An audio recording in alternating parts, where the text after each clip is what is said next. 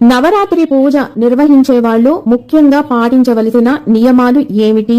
ముఖ్యంగా స్త్రీలు చేసుకునేటప్పుడు మంగళకరమైన వస్తువులు అన్ని ధరించి మాత్రమే ఈ పూజను నిర్వహించుకోండి. ఎరుపు, పసుపు రంగు వస్త్రాలను ధరించి పూజ చేసుకోండి. ఎట్టి పరిస్థితుల్లో చిరిగిన వస్త్రాలను ధరించకండి. అలాగే నేలపైన కూర్చొని పూజను నిర్వహించవద్దు. ఏదైనా ఆసనం పైన కూర్చొని చేసుకోవాలి. అలాగే జుట్టును కత్తిరించటం, గోళ్లని కత్తిరించుకోవటం, క్షవరం ఇలాంటివి కూడా చేయకండి. ఈ పూజను నిర్వహిస్తున్న 9 రోజులు కూడా ఎవ్వరితోటి గొడవలు పడకండి, అబద్ధాలు ఆడకండి, అనవసరమైన విషయాల జోలికి అస్సలు వెళ్లవద్దు. అమ్మవారికి సువాసన భరితంగా ఉండాలి కాబట్టి శుచి శుభ్రతను తప్పనిసరిగా పాటించండి.